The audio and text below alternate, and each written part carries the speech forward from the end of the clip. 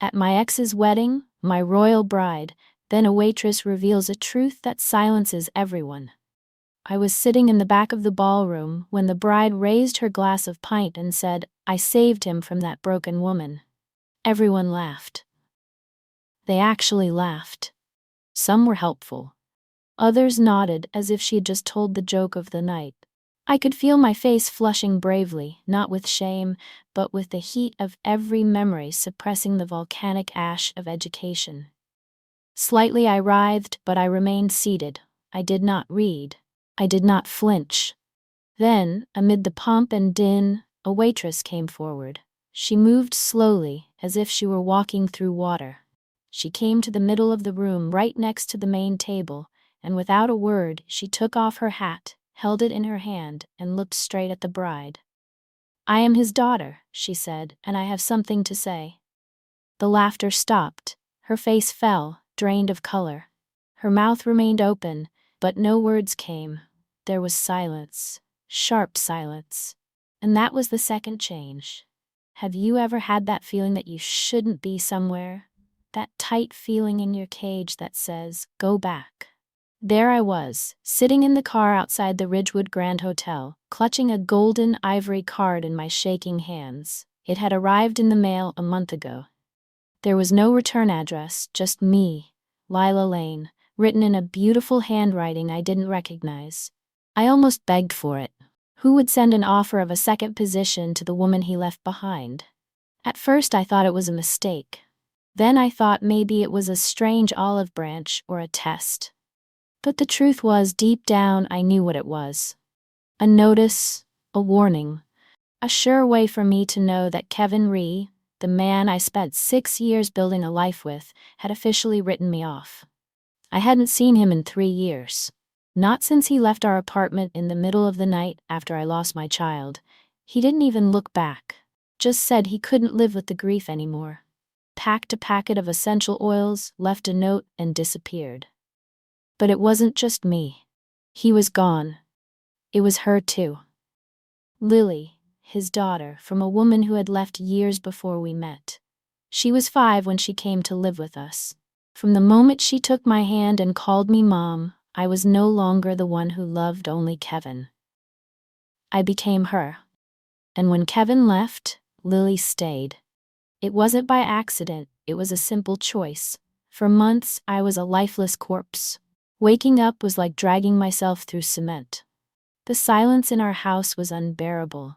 Every picture, every song, every corner of the apartment carried the oral impact of a family that barely had a chance to survive. There were days when I couldn't even pick up the phone. I kept answering you. I stopped looking in the mirror. But I still hadn't packed Hila's lunch. I still braided her hair. I still helped her study for her spelling test while trying not to let her find me.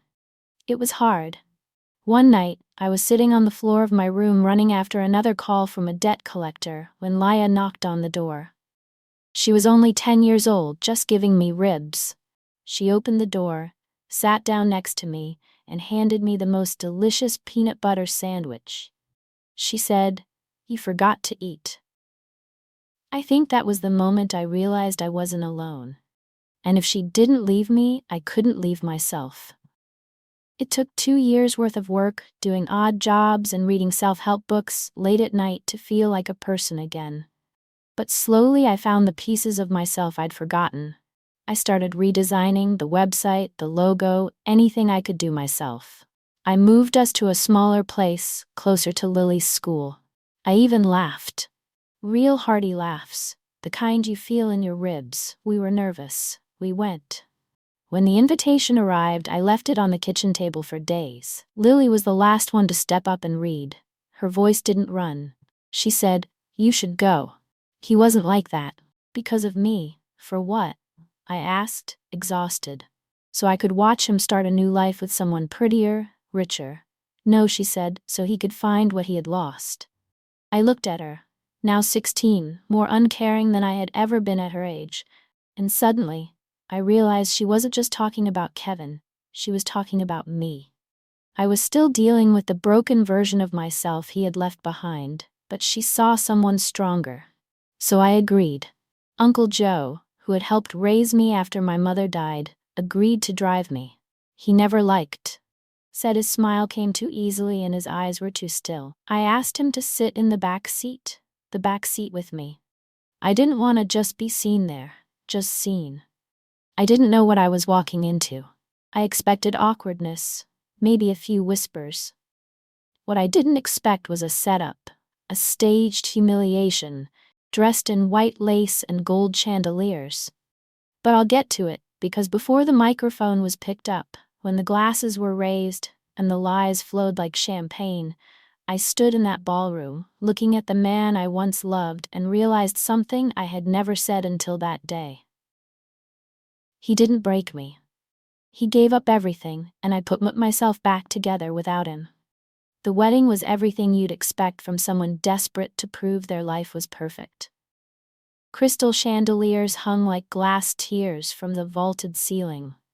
The aisle was lined with imported white orchids.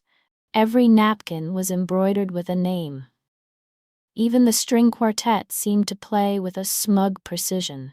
I stood in the doorway longer than I should have, trying to keep my breathing even. Lily had disappeared into the kitchen to report for her shift. She'd taken a job in catering, swearing it had nothing to do with wanting to keep an eye on me. But I knew better. She wasn't just there to serve canapes. She was there to protect me in that quiet, fierce way she always did. I spotted Uncle Joe close behind me, sitting down. He nodded at me and said, "I'm fine, even if it feels like hell." I slid into the seat next to him, folding my hands in my lap and trying not to look at the altar. But I saw him, Kevin. He looked almost exactly like him, those broad shoulders, that stupid practiced half-smile. He was shaking someone's hand, a glass of whiskey in his other hand. If you didn't know him, you'd think he was warm, charming. But I knew the quiet distance behind that smile, the way he wore his charm like armor. I knew what he looked like the night he left, eyes shallow and quiet. Not a single glance back. Then I saw her. Serena Vale, all white silk and golden hair. Laughter a little too loud, a little too sharp. She leaned toward Kevin as if posing for a magazine cover.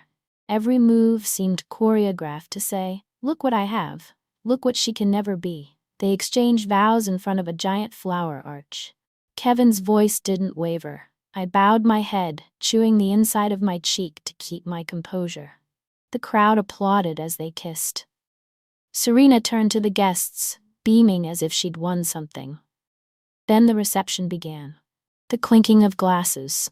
Waiters moved like clockwork through the crowd. People laughed, chatted, admired each other's outfits. I sat quietly, sipping my drink, forcing myself to be present. Lily walked by once with a tray of bruschettas. Our eyes met for a moment. She winked. "Are you okay?" Uncle Joe whispered.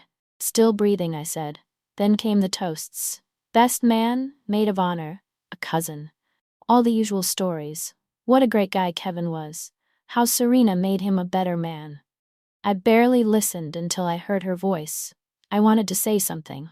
It was Serena standing at the main table, a glass of champagne in her hand. Her eyes sparkled in the light, but there was something sharper behind them.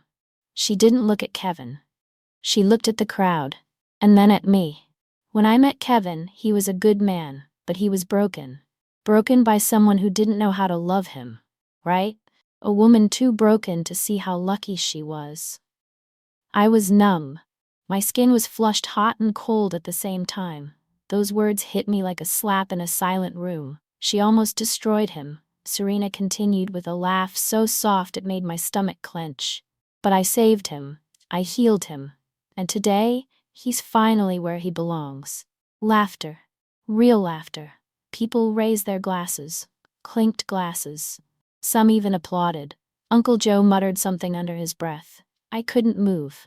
Every part of me screamed to stand up, to speak, even to scream. But I didn't. I just stared at her. This woman knew nothing of the nights I held Gavin's hand while he cried over losing Lily. Nothing of the mornings I woke up early to write him a cover letter. Nothing of the ultrasound photo I buried in the back of a drawer, the one I never framed. She didn't save him. She had just arrived after he had run. And that's when I noticed movement near the kitchen. One of the waitresses had stopped walking. She was staring straight at Serena. Her jaw clenched, her hands clenched. It was Lily. She came forward, trembling but steady, and began to walk across the tables, past the clinking glasses, straight toward the microphone. I saw her shoulders rise and fall. Then she took off her waitress cap, held it in her hand, and said in a voice louder than any I had ever heard her say, "I am his daughter, and I have something to say." The room fell silent, and I knew that at that moment, the night was not over. "I am his daughter, and I have something to say." Her voice echoed through the room like glass on polished marble. Every champagne glass froze in midair. Every conversation stopped mid-sentence. The silence was thick, awkward. People turned in their chairs. Some whispered. Serena's smile twitched, her hand still frozen around her glass. Kevin slowly turned around in his chair, staring at the girl in the black apron and white button-down shirt who had just exposed every lie he had concocted tonight. Lily stood by the dance floor, her hat clutched in her hand. Her curls had escaped from their bun.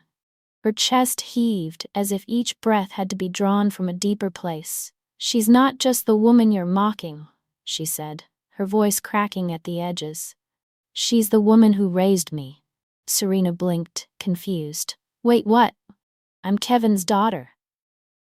Lily said again, "Since before he met you, since before he ran away, since before he pretended we didn't exist." The air changed. A few people gasped. I saw one of Kevin's cousins slowly lower his phone as if he wasn't sure if he should keep filming. Lily stepped forward. She didn't give a speech. It wasn't planned, but it was true and it held weight. "He left when I was 11. Not just my mother. He left me. Didn't call. Didn't write. Just disappeared." "And you want to call her broken?" Her eyes flicked to Serena, who suddenly looked very uncertain of her position. "I watched her work 2 jobs so I could put food on the table. I watched her cry silently so I wouldn't hear, and when people asked me where my father was, I said he was on a business trip because I didn't want anyone to know he chose not to love us." Someone near the front covered their mouths. A waiter stopped, tray hovering in midair. Kevin finally spoke. His voice was low, cautious. "Lily, not here." "Oh, now you remember my name," Lily snapped, stepping closer. "When I sent you birthday cards, they were returned unopened. When I emailed you to tell you I missed you, you didn't reply. You didn't even block me. You just ignored me. And now you stand here and let this woman talk about my mother like she's trash." You looked at me then, and for the first time your face cracked. I didn't feel pity. I didn't feel revenge. I felt sane. "I'm not the one who should be ashamed. She didn't break you." Lily continued, her voice shaking but rising. "You broke yourself, and then you tried to bury us like we didn't exist." Serena looked around, her eyes searching for support but finding nothing. He turned back to Kevin. "Was that right?" He didn't answer. He just stared at his daughter like a stranger had walked in, taking his last chance. Laya walked toward me. Every step she took was like a thunderclap to my chest. She reached for my hand.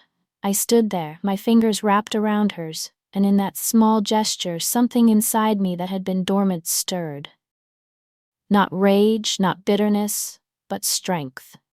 "She didn't come here to fight," Lily said, turning back to the crowd.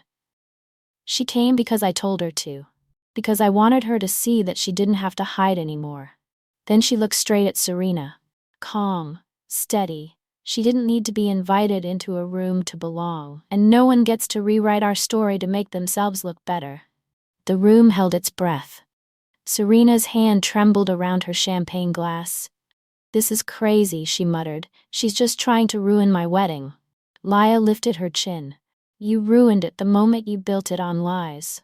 Then she turned and walked away, pulling me along. The crowd parted slowly. Whispers rose like smoke. No one tried to stop us. No one dared. Behind me, I heard Kevin call once, "Lily." But she didn't even turn around. Outside, the air was cool and still. Lily breathed heavily, as if she had kept the truth inside her all her life. She looked at me, tears in her eyes, but she smiled. "I won't let her humiliate you," she said. "After everything." "You didn't have to do that," I whispered. "Yes," she said, "I did. You saved me. It was time for me to repay you." And in that moment I realized that the most powerful love stories aren't always romantic. Some are built on silence, on healing, on survival. Some are born from the moment a child decides to protect someone who has never stopped protecting them. We hadn't even made it halfway down the hall when someone behind us let out a sharp, panicked scream. Wait. It was Serena.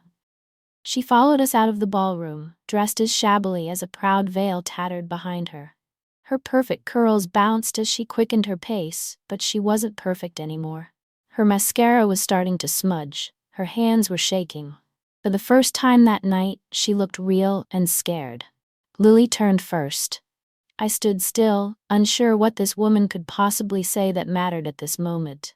"You can't just do this," Serena snapped. "You can't just steal my wedding and humiliate us." "Us?" Lily said, raising her eyebrows. "I didn't say anything that wasn't true. You can handle it." "No," I said, stepping forward, "you can handle it. Instead, you stand in a room full of strangers and try to make me out to be the bad guy." Serena blinked. Her eyes darted back and forth between us, searching for the ground she'd lost. "I didn't know he had a daughter. I didn't know he did." "Did you ask?" Lily interrupted. "Or do you just believe the story that makes you feel superior?" Serena opened her mouth, said nothing. Then Kevin appeared behind her, his jacket unbuttoned, his tie hanging loose. His expression was different now. Not cold, not calm, just obvious. "Lily," he said more quietly this time, "I never wanted this to happen." She turned slowly to him. "Which part? Was I born? Did you abandon me or watch someone else raise me while you were gone?" He was startled. "You thought you were protecting me," he muttered. "You thought disappearing was protecting." He looked at me, and then looked me straight in the eyes for the first time since we got here. "I'm broken, Lila," he said. "You know I was." "Me too," I answered, but I didn't leave. And then it was there. The words changed the atmosphere between us. Because no matter how many years had passed, no matter how many ways he tried to rephrase it, he knew it was true. He ran away. I stayed. "I can't go back," he said softly. "No," I said. "You can't." Lily's voice broke the silence again. "You know what I told myself? That you were dead. That something must have happened to you, and that's why you didn't come. Because the fact that you were alive and didn't care was worse." Kevin's mouth opened, then closed. He looked at the floor, at his feet, at the choices he'd tried to forget. And then something I didn't expect happened. Lily stepped forward. She didn't scream, she didn't run, she just looked him straight in the eye and said, "I forgive you." He looked up, startled. "Not for you," she said. "For me, because it's tiring to carry around your absence. I'm done." He swallowed, nodded once, eyes glazed. "You're amazing, you know it." She smiled softly and sadly. "I know. You make me like that." She pointed at me, and that moment, that simple gesture was louder than any mic drop. It was the truth laid bare. No glitz, no whine, no fake smiles. Just a daughter choosing her mother in front of a man who abandoned them both. Serena stepped back, arms crossed. "So now what? Are you just gonna walk away and pretend you didn't ruin the night?" Lily tilted her head. He'd ruined it the moment he tried to build it with a lie. And I added, "If you wanted the perfect story, you should have picked someone who had nothing to hide." We walked past them out into the night. The sky was wide and deep above us. The clouds stretched like cotton wool stretched taut. It started to drizzle, but none of us cared. The kind of storm we'd just been through couldn't be measured by weather. Uncle Joe was waiting by the car. He looked at us, Gavin, still frozen in the driveway, and nodded slowly. "I guess that's what you call a mic drop moment." Lily laughed, and I laughed too. Not bitterly, not forced. It was real. In that moment, I felt relief. Not because everything was fixed, not because Kevin finally understood what he'd lost, but because I knew who I was, and Lily knew who she was, and now everyone else did too. The next morning, the headlines started to spread. Not in the tabloids or the papers, but in the way these things are these days. Quiet clips on TikTok. Blurry wedding footage posted anonymously. The short videos were titled, "Waitress Shuts Down Bride's Insults with Epic Speech." I didn't watch them. I didn't need to. I lived through it. People messaged me. Friends I hadn't spoken to in years. Some apologized for losing touch when things fell apart. Others just said, "You're brave." But the funny thing is, I didn't feel brave. Not really. Not in the spotlight. Not when Serena mocked me. And not even when Lily stood up and told the truth. I felt like someone who had finally stopped trying to disappear. Kevin never followed up. No phone call, no apology, no final attempt to explain himself. I think he knew there was nothing left to explain. His story was written in the silence that followed his absence, and we were done reading it. Serena's name popped up in gossip circles for a week or two, enough to make it clear that she had become the laughingstock of her own party. I heard someone at the venue say she left the reception early and never came back to see her off on her honeymoon. Apparently, she moved away within a month. Whether they broke up or stayed together, I don't care, because this story isn't really about them. It's about us, me and Lily, and what became of us when the people who were supposed to protect us left. After that night, something changed in our house. It was quiet, but powerful. Lily was different, stronger. She walked taller. She didn't apologize for taking up space.